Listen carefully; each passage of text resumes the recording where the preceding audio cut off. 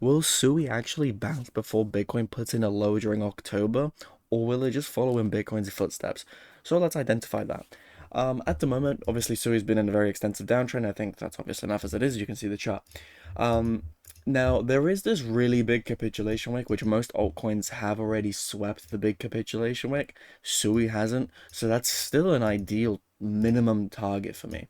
Now, not only that, when we're looking for bottoms in these altcoins, we typically want to see smart money involvement.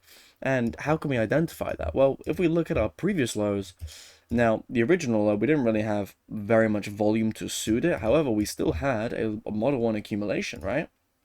Okay, so we had this 1, 2, 3. We had 3 taps to the low while maintaining range principles. If you bring our deviation tool, that's a deviation. So we can bring it lower, that's a deviation. Right on the exact invalidation, right? As long as you don't close below the 125% mark, 25% mark, sorry, the range is still valid. That's a deviation. So that's our Model 1 accumulation.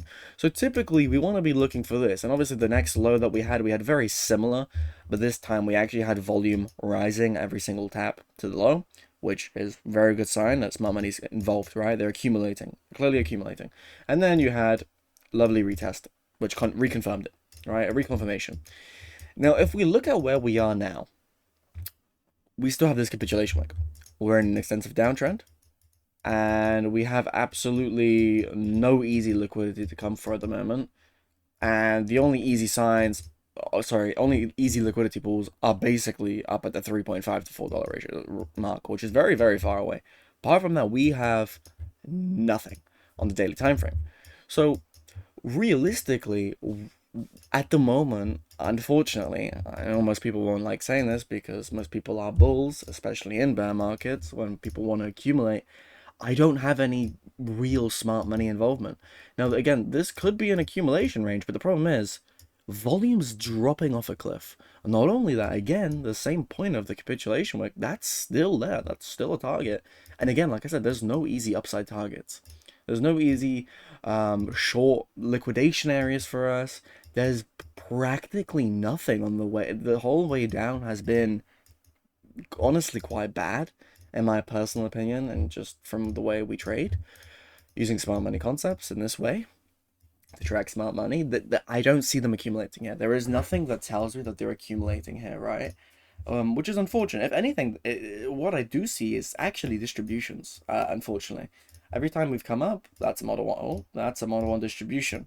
So this as a whole, and look at that, that's a PO3. If you whip up, so here's a little thing. If you have a range like this, now this normally, when you have a range like this, you normally re-range above. So let's say this is your range, then you have a manipulation phase, which you normally distribute in this range, and then normally you have a very fast expansion leg down.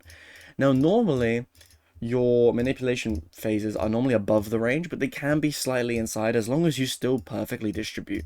Which, if you look inside this range, that is a very lovely model 2 distribution. We have one tap to the high, two taps to the high, and then you have a lower high, or as some people call it, a head and shoulders.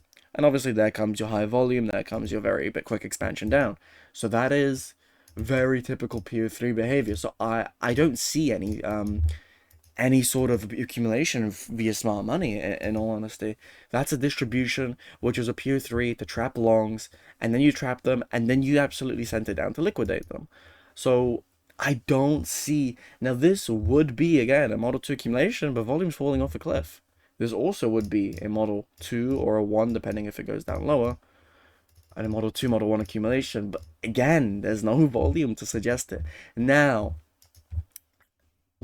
considering that I'm bearish on SUI until at least the logos, until we see some smart money involvement, we do have to bring Bitcoin into the chart to see, what's currently going on with Bitcoin. And Bitcoin, well, like I mentioned in my last video, if you watched that, you would know that I was locally bullish up until this order block, or at least June, July's high.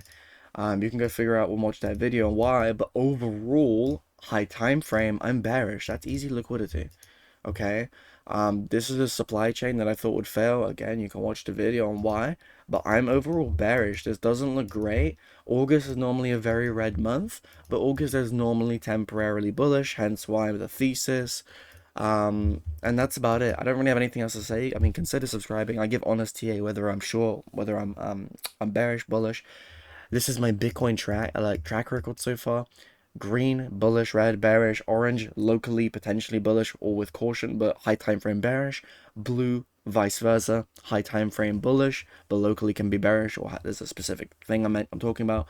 And white is probably gonna be a range where you take out longs and shorts. So consider subscribing because I technically haven't. I mean not even not technically. I haven't been wrong yet.